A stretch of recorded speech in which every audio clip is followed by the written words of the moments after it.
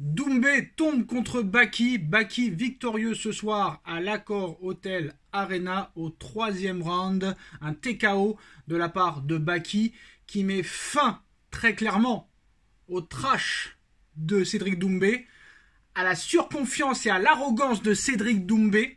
Cédric Doumbé qui met la faute de cette défaite sur une écharde, sur un bout de bois, sur un bout de verre. On ne sait pas réellement ce que faisait ce bout de verre, ce bout de bois ou cette écharde dans un ring UFC. En tout cas, Cédric Doumbé a réagi après sa défaite contre Baki ce soir. Et Cédric Doumbé dit des dingueries dans cette réaction d'après-match. Vous allez voir, c'est ahurissant.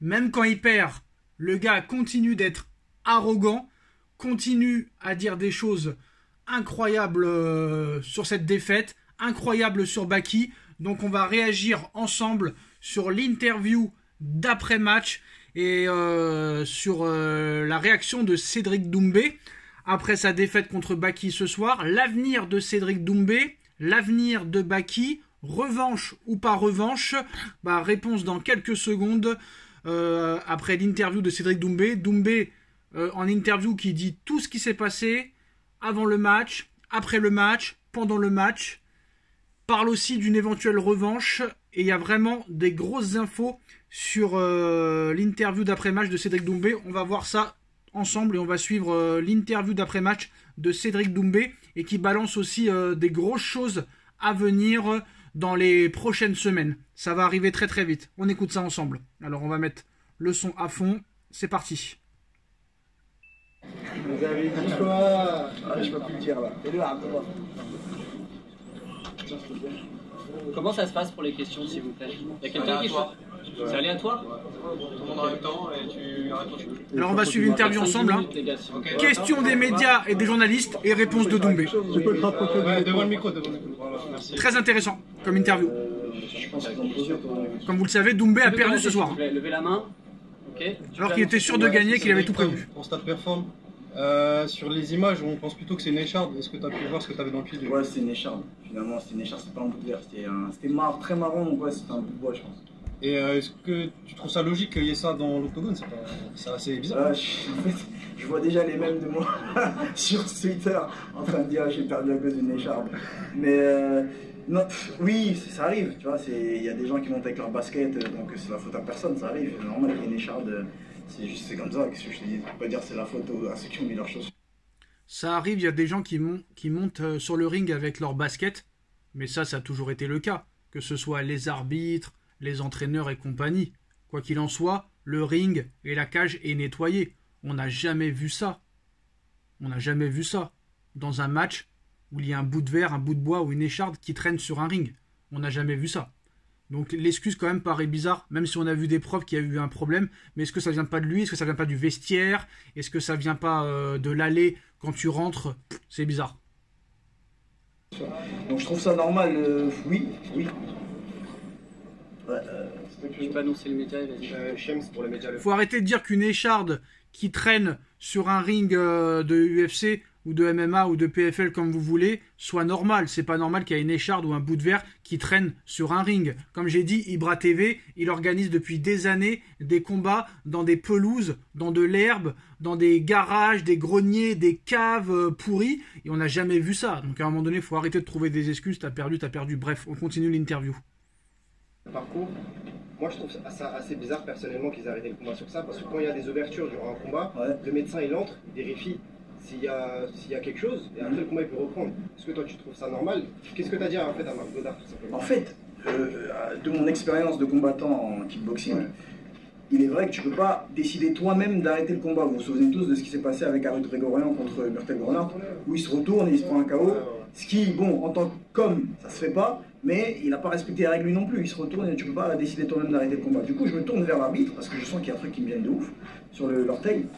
Il me dit, tu peux pas arrêter. Je me dis, wow, ok, du coup, je continue. Je sens que ça me gêne, mais je peux pas arrêter, donc j'arrête pas. Du coup, Baki me voit, il voit que je suis gêné, tu vois. Je lui dis, ça me gêne de ouf. Du coup, Baki, il se retourne vers l'arbitre, en disant, enlève-le, il regarde l'arbitre. Et moi, je regarde aussi l'arbitre, et l'arbitre arrête. J'ai rien compris. En fait, ce que je lui ai dit, parce qu'il me répétait, you can't stop the fight. Je lui ai dit, I understand. J'ai compris, je peux pas arrêter le combat. You told me that once, tu me l'as dit une fois, j'ai continué. But the second time, mais la deuxième fois, c'est Baki lui-même qui se retourne vers toi et we both, nous deux, on t'a regardé et t'as arrêté. Il me dit, you can't stop the fight. En fait, il voulait rien savoir. Tu vois, mais je lui ai expliqué, j'ai compris que je pouvais pas arrêter le combat. Mais la deuxième fois, c'est pas moi qui ai arrêté le combat, on t'a regardé tous les deux. Tu vois, donc dans ce cas-là, avertis-le aussi, tu vois. J'avoue, c'est pas pour défendre Doumbé, mais j'avoue que quand il y a un problème, normalement, que ce soit une épine dans le pied ou une gêne ou du sang qui coule, normalement, l'arbitre doit arrêter le combat avec le chrono. Il arrête le chrono. Si c'était vraiment qu'une écharde, normalement, l'arbitre doit suspendre le match, arrêter le chrono, renvoyer Doumbé dans son coin, les médecins ou son staff lui enlèvent l'épine du pied, et après, il peut reprendre le combat. Donc peut-être que ça a été quand même une faute de l'arbitre. Mais est-ce que c'était vraiment ça la vérité? Parce que c'est quand même bizarre que l'arbitre décide d'arrêter le match comme ça pour une épine dans le pied alors qu'il aurait pu quand même, et c'est dans l'intérêt du PFL, que le combat continue et aille jusqu'au bout. C'est bizarre, quel est l'intérêt? Normalement tu rentres dans ton coin, t'enlèves l'épine et tu reviens. La décision de l'arbitre est quand même assez bizarre. J'ai rien compris, franchement, je sais pas à quel moment du combat. T'étais pas là? Non, si, j'étais là. Non, l'écharpe, tu l'as sorti. L'écharpe? À quel moment? Quand je l'ai dit à l'arbitre, c'était 10 secondes avant. En fait, au début, je frotte mon pied pour lui dire, bon, c'est un truc qui gêne, tu vois. Mais en fait, non, j'ai senti que c'était une écharpe. Parce que ça piquait vraiment, tu vois. Attends. David. Ouais, alors attends, je vois pas. Ici, David. Yes. Ilias, vas-y. Il est trop Petit, grand. Ilias, c'est petit. Je te croyais Salut plus grand. Cédric, ça va, tu vas bien? C'est peut-être une bête question que je vais poser, mais est-ce qu'une revanche immédiate était prévue automatiquement dans le contrat en cas de défaite ou pas? Non. Non, on n'avait pas signé pour une revanche immédiate. On n'avait pas prévu ça, non. J'imagine que c'est ta volonté quand même d'obtenir un rematch. Il n'y a pas eu de combat, tu vois, c'est... De un, le public il a envie de le voir, je pense que vous aussi, je sais pas, vous avez envie de voir un combat entier. Et de deux, c'est frustrant pour lui comme pour moi. Pour moi, parce que... Comment tu peux dire il n'y a pas eu de combat? Tu t'es fait dominer tout le premier round. De la première à la 5e minute, il t'a mis au sol tout le premier round.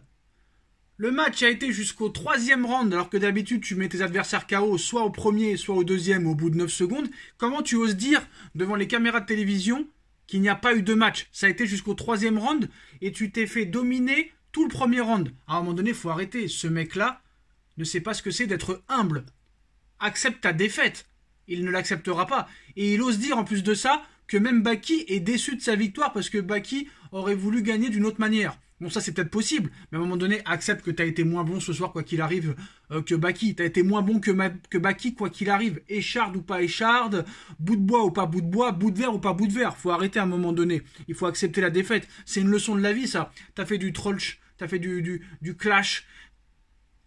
T'as été arrogant, t'as fait des vidéos, t'as loué des chambres à la Salpêtrière, t'as fait des cours avec des anesthésistes, t'as fait un camion, t'as loué un camion en disant Baki t'es mort machin. Baki il t'a dit Doumbé je le prends facile et à l'arrivée il t'a pris facile. Accepte ta défaite. Parce que entre guillemets c'est une défaite pour lui parce que c'est pas une vraie victoire. C'est pas une vraie victoire. J'ai gagné, enfin même lui je pense qu'il dira pas, le connaissant il dira pas j'ai gagné. Mais les gens vont lui dire, ouais, tu vois, vous voyez déjà comment ça va se passer sur les réseaux. Donc il faut un vrai combat. Au mois de mai, ils ont booké la salle. Donc j'espère que ça sera au mois de mai. Pourquoi pas. Possible revanche Doumbé-Baki 2 au mois de mai. Le mois de mai est dans 2 mois. C'est une énorme bombe que lance Cédric Doumbé ce soir. Il espère une revanche au mois de mai parce qu'ils ont booké la salle au mois de mai. Sachant que Doumbé va demander la revanche, ça c'est sûr. Et aussi on a appris après le match que Baki a proposé déjà une revanche à Doumbé et lui a proposé de faire cette revanche, ce rematch, ce match numéro 2 dans une plus grande salle. Alors c'est quoi qui est plus grand que Bercy? Peut-être le Parc des Princes, le Stade de France, le Stade Charletti, je ne sais pas, mais en tout cas il y aura une revanche possible au mois de mai. Possibilité de voir Baki Doumbé 2 au mois de mai. Dites-moi si vous y croyez ou non. Est-ce que c'est pas trop tôt? Est-ce que c'est possible de faire un combat 2 mois après un autre combat? En tout cas, possible revanche Baki Doumbé au mois de mai, c'est-à-dire dans à peu près 2 mois. Juste Leïla pour Bellator. Je sais pas. C'est bon, ouais, c'est Bellator. Ah ouais, je sais pas. Ouais, mais Bellator PFL, les gars. C'est pareil, même maison, c'est pas grave. Leïla. Ouais, Bellator, PFL, Bellator, PFL, c'est pas la même chose. Donc est-ce que ce sera possible au mois de mai? Je sais pas. Je suis déçu. Déçu parce que tu sais, je voyais souvent ce genre de décision à la télé, avec le même arbitre. Et lui, il faut le mêler. Avec le même arbitre souvent. Et à chaque fois quand je voyais ça, je me disais, ah, j'espère jamais que ça va m'arriver. J'espère que ça va jamais m'arriver. Genre de situation où tu sais que tu fais quelque chose et l'arbitre il t'arrête. Et là, j'étais chaud. En plus, quand il a fait ça, je me suis dit, non, il est pas en train d'arrêter. Là, je me suis dit, je suis déçu. Je suis déçu parce que je voulais, premièrement, faire plaisir au public, deuxièmement, faire plaisir à ma famille qui était là. C'était mon rêve, Bercy. J'étais jamais au l'UFC quand j'ai vu tous ces Français combattre à l'UFC. Je voulais que ce soit mon tour. Enfin, c'était moi, main event. Je voulais que ce soit ma soirée, notre soirée, qu'on kiffe tous ensemble, public français. Et là, que ça se termine comme ça, c'est décevant. Mais ça aurait pu être pire. Donc, Alhamdulillah. Vas-y. mais bon, c'est de la boxe, donc je peux pas dire. On a entendu ton sol pour la première fois. Ah, je voulais pas me montrer. On a vu des très bonnes choses. Ah, Bodo. Au niveau du striking, on sentait que tu préparais ton KO, que tu étais proche de Baki. Qu'est-ce qui t'a manqué pour le finir dans le deuxième, voire dans le deuxième? Alors, pour parler honnêtement, j'ai dit que j'allais le mettre KO au premier round, c'était une stratégie. Je savais que j'allais pas le mettre KO au premier round. Et je voulais pas le mettre KO. Vous voyez l'excuse? J'ai dit que j'allais le mettre KO au premier round, mais je savais que j'allais pas le mettre KO au premier round. Bah ouais, c'est facile quand le match est terminé et que t'as pas réussi à le mettre au premier round. Alors que si tu l'avais vraiment battu au premier round, t'aurais dit « Je vous avais dit quoi ? KO premier round, poteau !» Et là maintenant, t'essayes de trouver des excuses pour expliquer pourquoi tu ne l'as pas battu au premier round. Tu es un lâche, Cédric. Au premier round. Un lâche. Pourquoi? La stratégie c'était la suivante, c'était pour qu'ils craignent le KO au premier round. Et pour qu'en fait, une fois que le premier round passe, qu'ils se disent « Ah c'est bon, en fait c'est bon, là je peux me libérer ». Et pour qu'ils s'ouvrent au deuxième ou au troisième round. Et là, le mettre KO si ça passe, tu vois. Mais moi dans la tête, ma stratégie c'était de faire 3 rounds. 3 rounds relâchés et le KO il viendrait tout seul. T'es un mytho. Maintenant, c'était quoi la deuxième partie de ta question? Qu'est-ce qui t'a manqué entre Ah, qu'est-ce qui m'a manqué? Non, il m'a rien manqué. Moi, franchement, je me voyais pas le mettre KO. Là, je te parle de l'état d'esprit dans lequel je suis maintenant, maintenant que j'ai passé deux rounds dans la cage avec lui. Regardez un jour, John Jones. Le pied de John Jones, il était comme ça pendant un combat. Il a continué à combattre jusqu'à la fin et en plus de ça, il a gagné. Donc, faut arrêter les excuses à un moment donné. Faut arrêter. Je me vois pas le mettre KO dans l'état d'esprit où il est là parce qu'il se méfiait que du KO. Tu vois, il se méfiait que du KO, il tournait beaucoup, il voulait pas prendre de coups. Ça, c'est pas une épine dans le pied, ça. À l'instar du combat que j'ai fait avec Title Shy, c'est hyper compliqué de mettre KO quelqu'un entre guillemets qui court, tu vois. Donc là, ma stratégie, après le premier round, je me suis dit, ah d'accord, j'ai compris son plan, dès que je balance une jambe, il m'emmène au sol. Moi, je craignais pas le sol avec lui, quand je dis s'il m'emmène 100 fois, en vrai, je vais me lever 100 fois, tu vois. Et physiquement, je suis prêt, et comme vous l'avez vu, je voulais pas montrer mon sol, malheureusement, je l'ai montré. Et du coup, moi, je me voyais gagner là au troisième round, prendre le deuxième et le troisième. Premier, c'était compliqué parce que je pense qu'il a marqué pas mal de points avec ses amis au sol et ça m'a surpris, oui et non. Égalité sur le premier? Premier, deuxième, vous êtes à égalité 19-19. Et ça allait jouer sur le troisième du coup? D'accord, ok. Donc moi, je me voyais gagner le troisième et je comptais plus du tout aller au sol au troisième parce que j'avais compris son timing, etc. Donc c'était ça ma stratégie, gagner au point au troisième. Encore 2-3 questions, s'il vous plaît. Yeah. One in English. Cedric, he looked hurt at the end of the second round. How confident were you that you could knock him out in the third? Donc ce qu'il dit c'est que, I will explain in English after. Ce qu'il dit c'est qu'il avait l'air touché, entre guillemets, amoché à la fin du deuxième. And what did you say? He looked hurt and then what? He looked hurt in the second. How confident are you that you would Ah ok. finish him? Est-ce que j'étais confiant? Comment j'étais confiant pour le troisième round? I was very confident because I knew that his game plan was to settle the takedown by single leg or double leg, but with the timing. So in the beginning of the third round, I was like, okay, I will not knock him out, but I will win on point by winning this last round with a lot of pressure and only with boxing, no legs anymore, only with boxing damage, and I will win on point. Donc ce que je dis c'est que voilà, c'est que en fait j'avais compris que à chaque jambe il avait un bon timing pour saisir ma jambe et m'emmener au sol.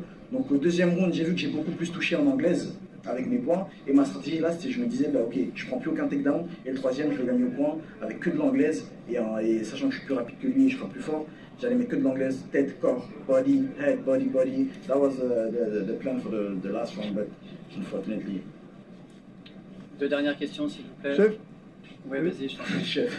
Tu ne vois pas, c'est là. Salut Cédric, Olivier pour Boxmag. Je voulais savoir, est-ce que tu es content de ta prestation quand même? Je suis content parce qu'en vrai, au fond de moi, je voulais montrer ma lutte. Mais au fond de moi, je voulais pas montrer pour que les gens continuent à spéculer. Je suis content de ma prestation parce que, même pour moi, tu vois, c'est vrai. Il est content de sa prestation. À la salle, avec des lutteurs et des grappleurs d'un très très haut niveau. D'ailleurs, je tiens à remercier les coachs, Mehdi Othman, Nabil, du CDK, Boris Johnston, qui font un travail de malade mental. Donc merci à vous. Ah ben dis donc.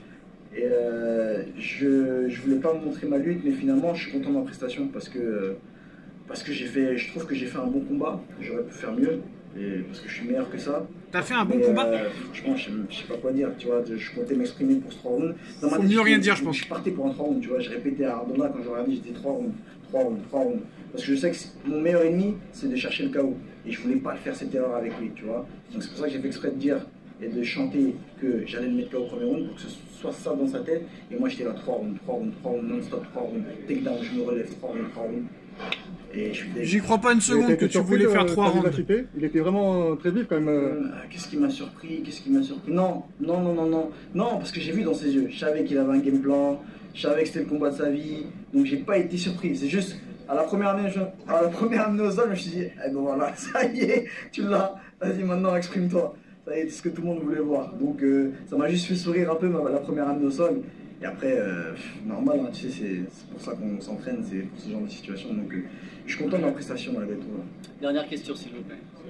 Dernière, non, c'est la dernière. Attends, vas-y, je t'en prie, c'est la dernière, je suis désolé. C'est Cédric Mazer pour Sud Radio. Tu parlais de revanche à la fin du combat. Comment toi tu vois ça? Je sais qu'on est juste après le combat, mais comment tu vois ça? Est-ce que tu vois ça sur du court terme ou est-ce que tu vois ça sur du long terme, sachant que c'est des trajectoires de carrière qui vont complètement être différentes? Bah là, à chaud comme ça, c'est compliqué de dire ça. À court terme comme ça, je me dis, bah, vu qu'il n'y a pas eu de combat vraiment, il y a eu 2 rounds. Je me dis, c'est franchement, tu sais, ça me rappelle le combat de, comment il s'appelle, Johnny Walker contre, je sais plus, le Tchétchène là. Voilà, il n'y a rien eu, c'est frustrant, tu te dis, bon, chacun peut dire ce qu'il veut, chacun peut dire, ouais, mec, Baki il gagnait déjà, oui, mais non, Cédric il avait l'avantage. Et là, on reste sur notre fin, donc forcément, on a tous envie de voir, entre guillemets, un combat. J'aime pas le mot revanche, on a tous envie de voir un combat. Mais c'est vrai que, étant donné qu'il y a des trajectoires différentes, je sais pas, après, c'est. Toi, t'es prêt à le faire prochainement? Ah oui, en vrai, c'est la suite logique. Normalement, c'était Baki, puis Jason Jackson pour la ceinture du super champion. Donc, logiquement, ouais, c'est ce que le public veut. Et en vrai, il faut donner ce que le public réclame, tu vois. Merci à tous, merci beaucoup. Ah bah là, eh bah, c'est pas la modestie qui t'étouffe. Hein. Honnêtement, voilà, beaucoup d'excuses, hein, beaucoup de c'est pas ma faute, c'est la faute de l'arbitre, de l'écharde, de l'épine, du bout de bois, de la cage, du temps. Je voulais le mettre KO au 3e, mais en fait c'est sûr et certain qu'il voulait le mettre au premier. Il a trouvé une excuse pour justifier qu'il n'ait pas battu Baki au premier round. Il nous fait croire que c'était pas un match, alors que le match a presque été jusqu'au bout de la fin. Donc à un moment donné, beaucoup d'excuses pour nous expliquer sa défaite, alors qu'il n'a pas d'excuses, il a été moins bon. En plus de ça, Baki n'a pas non plus été exceptionnel et il t'a battu quand même. Les gens veulent voir un vrai combat. Bon, certes, c'était pas un combat exceptionnel, mais à l'arrivée, au premier round, tu t'es fait dominer. Et à la lutte, il t'a battu. Donc à un moment donné, il faut arrêter de trouver des excuses. Tu manques de modestie, tu n'es pas humble et tu ne sais pas te remettre en question. Donc moi, ça sent pour moi la fin de carrière. En tout cas, t'as jamais montré quoi que ce soit en MMA et encore moins ce soir. Voilà les gars, dites-moi en commentaire ce que vous pensez de l'interview de Doumbé. En tout cas, possibilité de revanche au mois de mai. Est-ce que ça va se faire dans une salle plus grande? On like, on partage, on commente, on s'abonne. On se retrouve très vite pour une nouvelle vidéo. Tchuss.